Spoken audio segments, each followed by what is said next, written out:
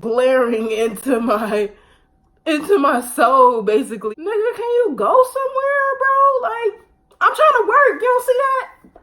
Nigga, I'm working. I don't want to talk to you. I know somebody gonna have something to say about the fact that I got on this. Well, I don't know if you could even see it before, but this Michigan State, look how I look.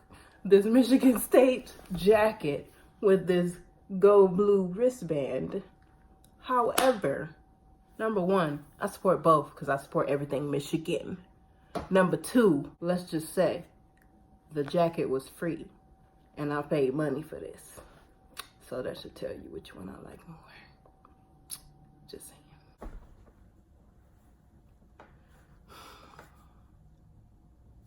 It's so annoying.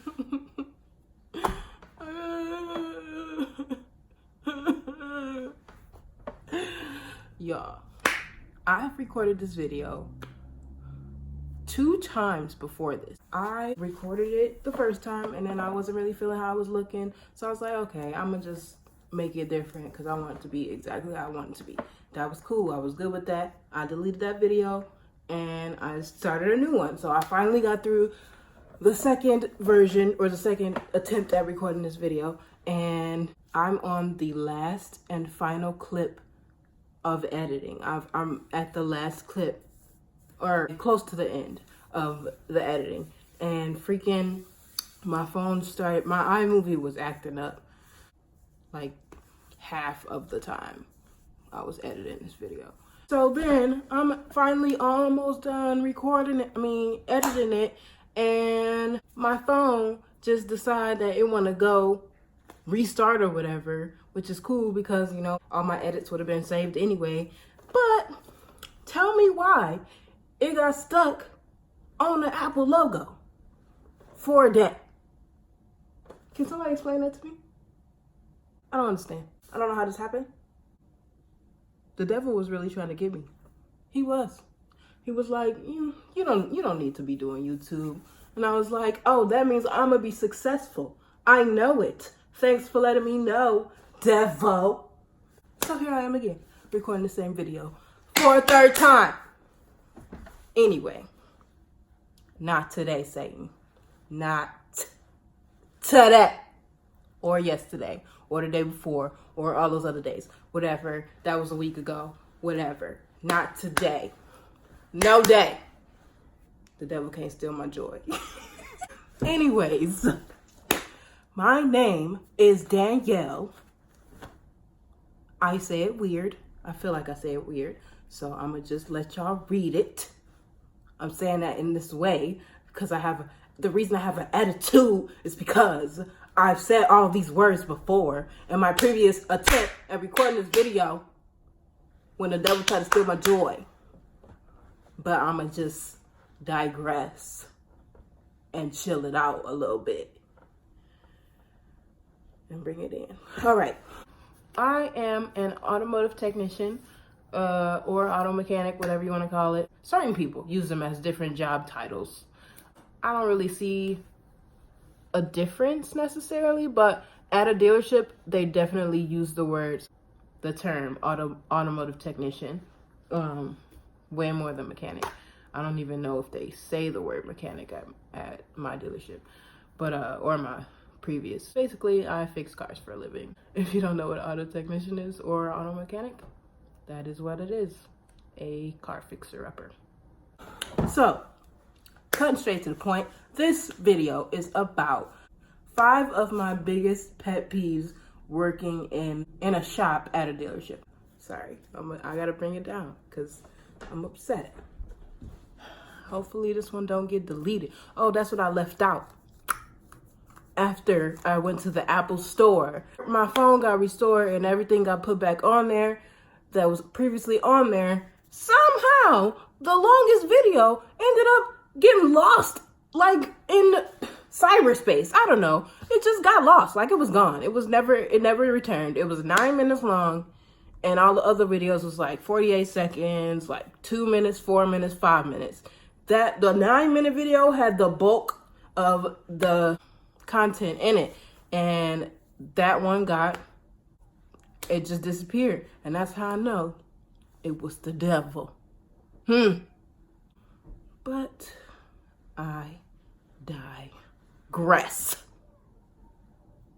Moving along, in no particular order. Number one is, this happened to me the other day when I recorded this video previously. I'm not gonna keep bringing that up, I'm sorry. But this did happen on that day though. When a service writer, now a service writer is the person who, let's say you bring your car to the dealership or you bring your car into a shop.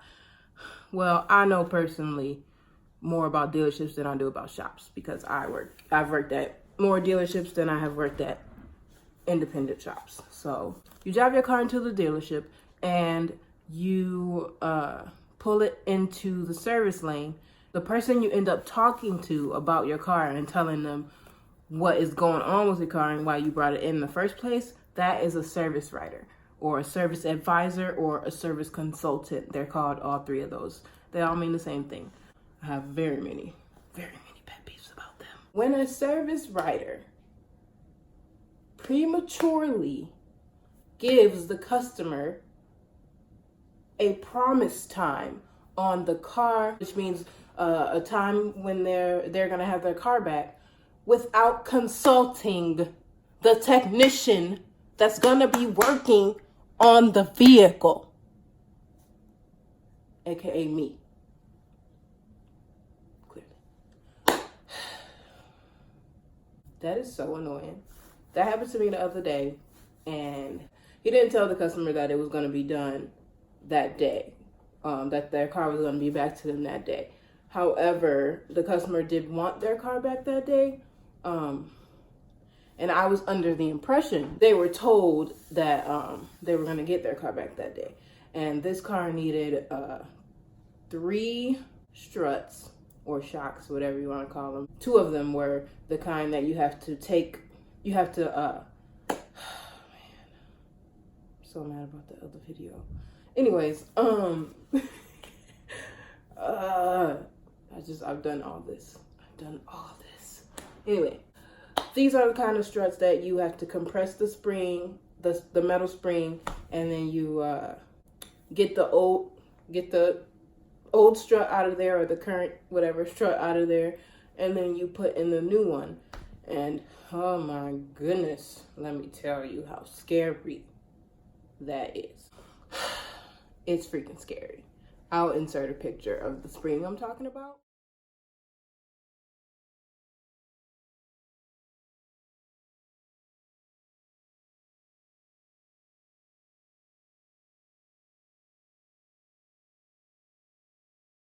It's scary. You have to compress that with a machine. It's called a spring compressor. It's very scary. So that takes time, as you can probably imagine. And the car needed not only that, but it needed, what else did it need? It was getting oil cooler lines, and the oil cooler lines was giving me issues. I don't know. Point being, that car needed a lot of work. I already had, I believe, 3 other cars to work on, but that day specifically, I already was supposed to be working on maybe 2. I don't freaking remember. That's why I recorded this video on that day. Anyways, but the point was the service writer didn't ever ask me, not even if I was gonna be able to get that car done that day, but if I was even gonna get to the car that day. Nobody asked me nothing. Somebody was just gave me the car and was like, this one's gotta be done today. Well, I kind of got other cars that came before this one. But okay, sure. I'll get right on that. Even though, you know, these customers have been waiting for their cars too. But hey, what does it matter? Who cares? Other customers don't matter when you have an angry customer over here yelling and screaming. Ugh, that's another pet peeve, but it's not top 5. So yeah, when writers do that, it's really freaking annoying. Like, they need to know, as service writers, how to prepare their customer for their car not to be done when they want it to be done. Because they have to realize that we have other stuff to do and we have other customers to take care of that came before them, and that the world doesn't revolve around them. So sorry, but it doesn't. So, that being said, this writer did not do that. He actually prepared the customer correctly. As far as I know, that's what he told me. The customer told the rider that they wanted their car back that day, but the rider told the customer, I will try, but it's no guarantee because we have other cars or we're backed up or whatever it is that he said. So good job to you, service rider person who had my back that day. Appreciate it. Number 2 is when customers think it's okay to just be walking and roaming through the mud freaking shop unescorted. I literally did that same exact thing in the other video. Like, that's crazy. How did I forget the word twice? How? When customers be walking through the shop unescorted, which means without their service rider present. How annoying. Oh my gosh. Like, you're not supposed to be in the shop, period. You don't have on any PPE, personal protective equipment. You don't have on no safety glasses. You don't have on no oil resistant shoes or no steel toe boots or nothing like that. You don't have on, and you got on regular clothes. So if something get on your clothes, you probably gonna throw a fit about that, you know, like some dirt or some oil or whatever. And don't nobody got time to hear that. I'm gonna need these service riders to take the proper precautions to watch their customers and where they're roaming around to. Because now, number one is it's not safe. It's number one in most work environments. The number one priority is safety, not just for the employees, but also for the customers, for anybody who's in the building, period, for anybody in the vicinity, for anybody who is going to be directly affected by that business. In our case, it'll be anybody on the road too, because we have to drive the cars around on the actual road. Oh, sorry, I don't know. I think it's a hair trying to get in my eye. So yeah, number one is safety. These customers don't have on no safety protection, nothing. They don't know what they're doing in the shop. Most of them, I'm sure, don't know what they're doing in the shop. So they don't know that they shouldn't be just walking underneath cars and that's up in the air and stuff like that. Like, just whatever the case, they don't know to watch over their head for anything that's hanging down so that they don't walk into something and bump their head on it. Like, they don't know, and they shouldn't be out there by themselves, period. Like, safety, number one.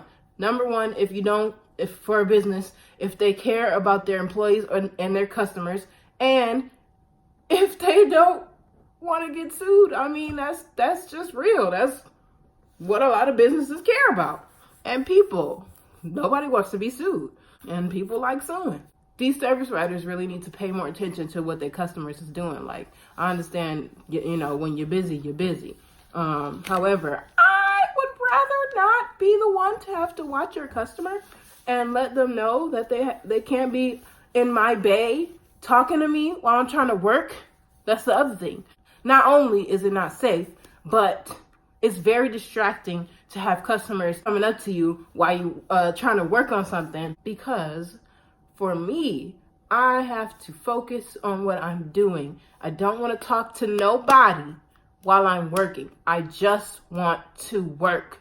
That's it. It's very annoying. And then not only that, but sometimes they want to come up to you and ask you questions about cars and, oh, how'd you start working on cars? Why are you out here doing this? Okay, girl, get your money, honey, blah, blah, blah. I mean, I appreciate those ones, so I like those customers that be like, girl, okay, I see you.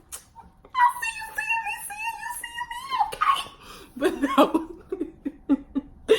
I'm talking about those customers that be walking around or coming up to me while I'm working on something. I'm working at the moment, like wrench in hand. This ain't a wrench, but wrench in hand, doing something on the brakes. I don't know, whatever I'll be doing. And they walking all in the area and stuff, and they just want to come up. What you got going on there? That looks interesting. Hey, how's the engine in these cars here? I don't know. I'm working on it. I'm not driving it. I mean, that's a valid question. I mean, because I fix the cars. I mean, I work on the cars, so should know something about them. But nigga, I'm working. I don't want to talk to you. If I wanted to talk to customers, I would be a service writer. That's why I'm not a service writer. That's why I'm not a manager, because I don't want to talk to people for a job. I want to fix cars. That's it. I don't want to talk to you.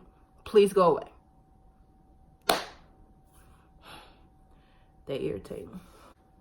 And the other thing about customers being in the shop unsupervised or unescorted is that probably in most shops, okay, I don't know about most shops. In my shop, probably over half of the technicians leave their toolboxes unlocked all day, including myself. So it's no telling what these customers is doing. And if nobody is watching them, they could be doing anything. They could be taking somebody's tools and nobody's going to notice because nobody's watching them. You see what I'm saying? Like, nobody knows that they're even out there. And my shop is huge. Like, it's really freaking big.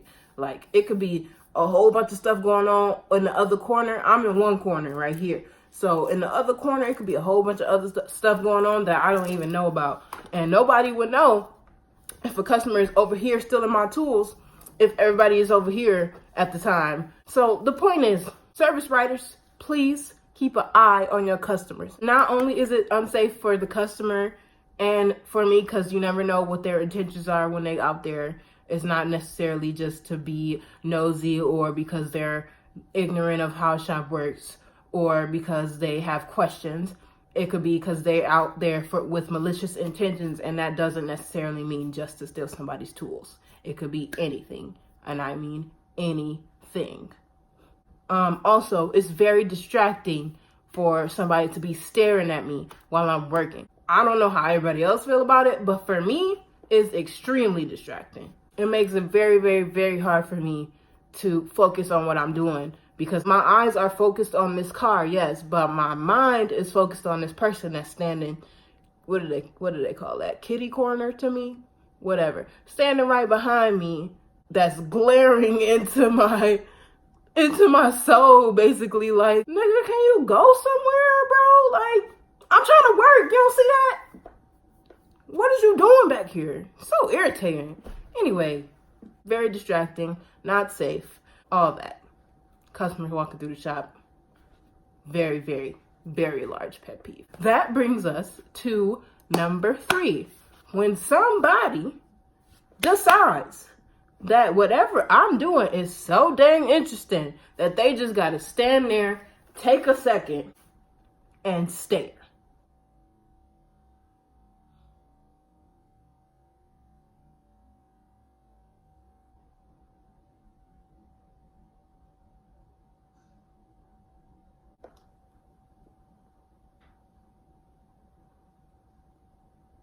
That was uncomfortable for you, wasn't it?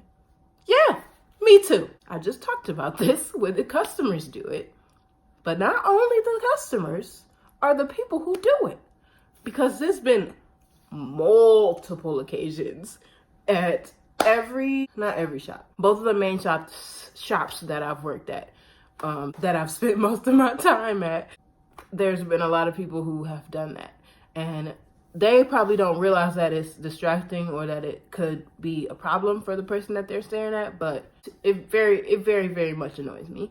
Number 1, it is very distracting, which I said. Number 2, it's just, it feels weird for sure. It makes me feel weird because it's like, bro, like, first of all, if you got a question, just ask it. I would much rather you just ask your question instead of just standing there staring. Maybe you waiting for like an opening or something. There's not going to be an opening because I'm not going to stop working to ask you what's up. Like, I might keep working and say what's up and not look at you like I did today, and I pretty much always do. Just don't do that. Like, I don't know what else to say about that. Like, just don't stare. I don't know how other people feel about it, but I don't want to be stared at while I'm working. That's just it. Like, I'm not on TV yet. I'm not on TV, so I would prefer that I could work in peace. Like the other day when somebody, we ain't gonna say no names, was standing literally right here, standing right there. And I was like, bro, can you go away? And he was like, oh, I'm that handsome that I'm distracting you. And I was like, sure, whatever floats your boat. Whatever's gonna make you go away faster. Like right now, please, goodbye.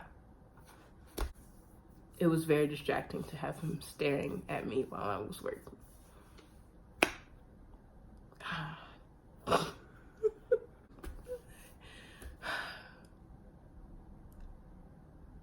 I'm laughing because he is handsome, and I'm really mad that I'm really mad that I feel that way. Anyways, we're not even gonna talk about that. I really hope he never sees this, ever. Ugh. I can only imagine what he gonna have to say.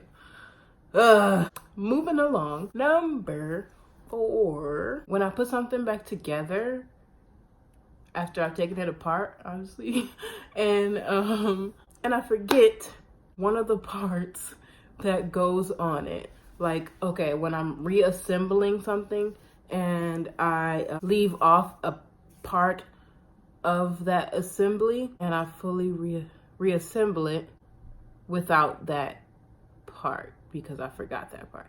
Oh, this is so hard to put into words. Yeah, that's really annoying. First video was so much better than this one. So salty.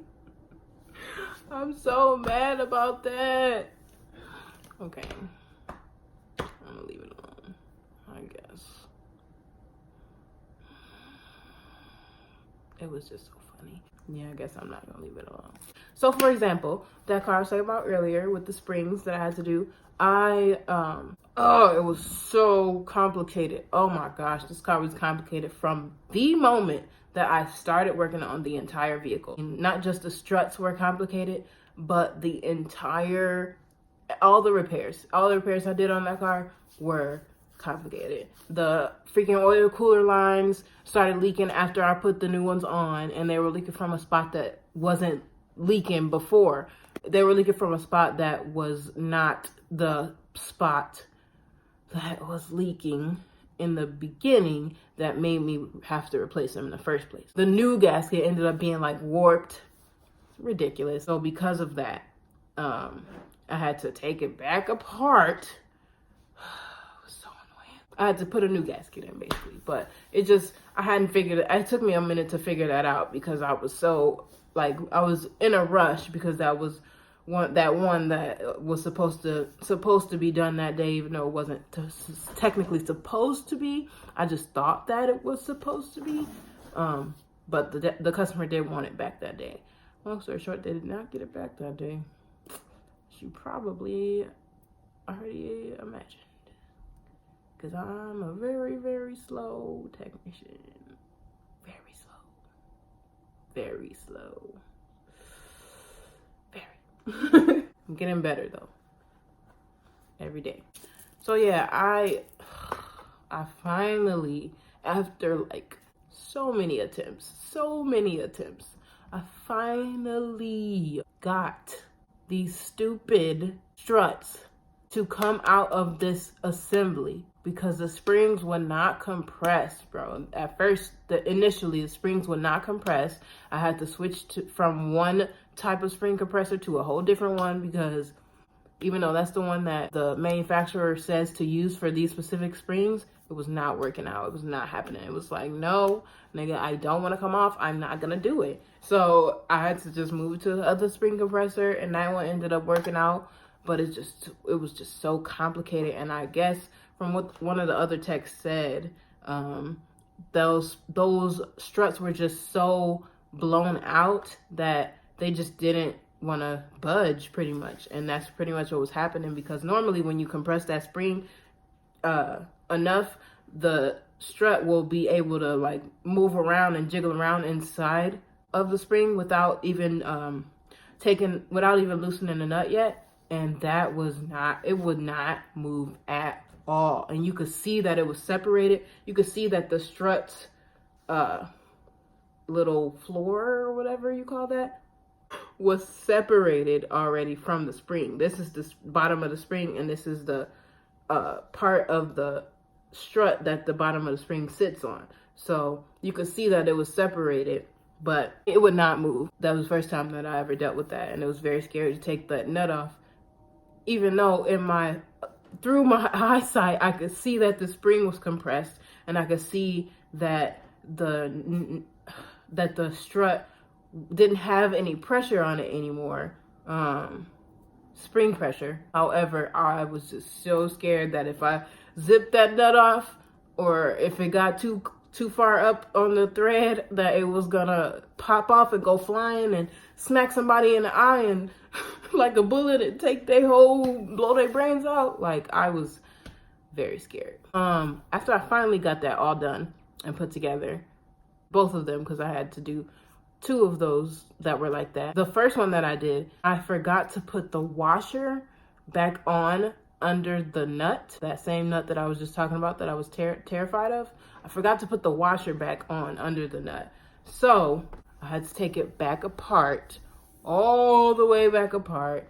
And then I ended up getting the washer back on, but it was just so tedious the entire time I was working on it, from start to finish, the entire time. Not just when I realized that I forgot the washer, but the whole, it was terrible. That is what I mean by having to take something back apart that you already put back together fully, because you forgot a certain part of the assembly. I guess that's a pretty good way to put it. I don't know. And finally, number 5. This is something that I do. When I diagnose something and I forget to tell the writer that this is an initial repair, and that there could be other things that are causing this issue to happen, but this is the initial repair because I can't do anything until I get this done. There's a lot of instances like that. Like, let's say for a starting and charging system issue or situation, you have to check the battery first. You just automatically have to check the battery first, depending on the issue, before you move on. And if the battery tests bad, you have to replace the battery before you can move on. Let's say, like, for instance, I've had a car that had a bad battery and a bad alternator, and I had to replace the battery in order to find out that the alternator was also bad. At least that's been my experience. I'm pretty sure that is the case pretty much all the time, is that you're not gonna find out that the alternator is bad until after you know you have a good battery. But yeah, stuff like that. So in my case today, I had a car that I was doing, their liftgate wouldn't open when you squeeze the handle, because there's a switch on the handle. When you squeeze the handle, you press the switch, and when you press the switch, it's supposed to open. And that's just when you walk up to the liftgate. You don't have to use the key fob, just walk up to it. If you have your keys on you and you press that button, or you squeeze the handle on the liftgate, and it opens. So I did my diagnosis. I did it exactly the way that I was supposed to do it. It turned out that the switch was bad. So initially, that handle button was not working at all. It didn't respond at all. You hook it up to the scan tool, and you could press the button and look on the computer, and you wouldn't see any response. Like, you can see that it won't respond to your input, which is you squeezing the handle. And the button on the inside of the liftgate, the close button that you just press, like when the liftgate is already opened, that one wasn't responding either. On the computer, it wasn't showing anything, and in person, it wouldn't physically do anything. So after I replaced the handle switch, both switches were working properly. However, when I would walk up to the car with the keys in hand and press that handle button, it still would not open the liftgate. And that made me so mad. It made me so mad because it was all bad. We had a new rider come in today, and this was his car. So not only it looked like I misdiagnosed his car, one of his first cars there, which would make him look bad to the customer, but it would make me look bad to him, because not that he's my boss or anything, but it would just make me look bad as a technician, because it would look like I misdiagnosed it, but I didn't, and I could prove that I didn't. But I didn't originally let him know that that was an initial repair and that there could be more issues. But I also didn't say that that was going to fix it for sure. So I don't know what he said to the customer, because I don't deal with that. However, I should have said this is an initial repair, because as a technician, you're always supposed to let them know, or, well, I think, anyway, I'm still kind of new to this. I feel like you're always supposed to let them know that this is an initial repair and there still could be more issues after I do this, and it might not fix it, which is the key words. This might not fix the whole issue. And in this case, it didn't fix the whole issue. However, after I replaced it, both of the buttons that weren't working before were working. They were responding now. You could see on the scan tool that they were responding, and you could see physically that they were doing what they were supposed to do. Except for that one thing, when you walk up to the car and you have the keys in your hand, it won't open the door, which is annoying as fudge. And I tried to look in the description of the system description, and read to see if maybe that's just not how it works, but it wasn't specific enough about that, unfortunately. And also, I'm assuming that because the customer was complaining about this, that it worked like that before, and that's why he complained about it in the first place. So, yeah.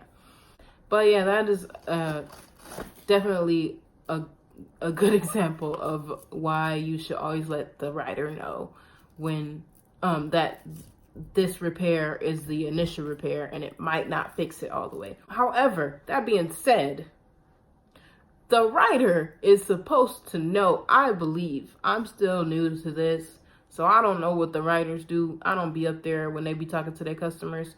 I try to stay away. Like, I don't want to talk to your customer. So I don't know what they be saying to their customers. However, I do believe that as a service writer, they're supposed to know to tell their customer every time that this is only an initial repair and this might not fix your issue fully.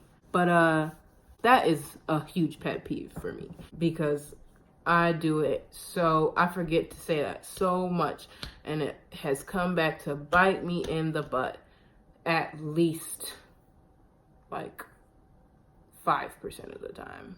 But I mean, I think that at least all the service writers that I've dealt with, that I've worked with in the past, have had very good methods of not just working with their customers, but of combating that issue when something else goes wrong on the car after an initial repair has already been performed.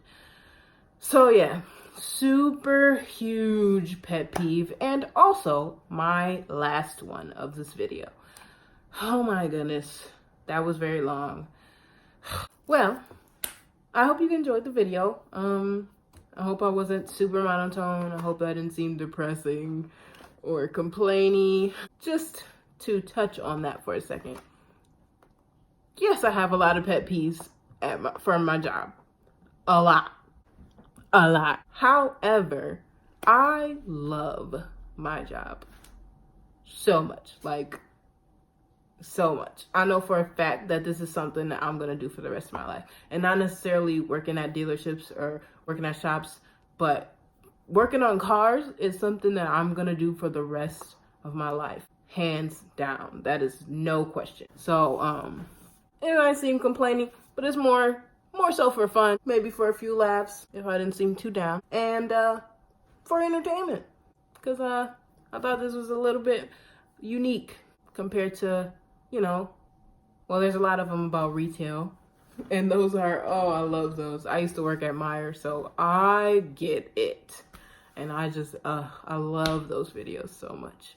However, I thought this one would be a unique video about somebody's job that you don't normally see, by a person that you don't normally see talking about this type of job, if you know what I mean. So yeah, hope you enjoyed the video. Thank you for watching, and even though I seemed so sad in this video, I tried not to. I don't know. I did not mean to seem depressing or depressed. Hopefully I didn't. That being said, if you like seeing this troll face and these, I don't even know what type of teeth to call these, but troll probably ain't the word. Anyway, these freaked up AF teeth, then then yeah, come back and see me. And remember, spread love, not hate. Bye. Finally. Jeez Louise. Oh my gosh.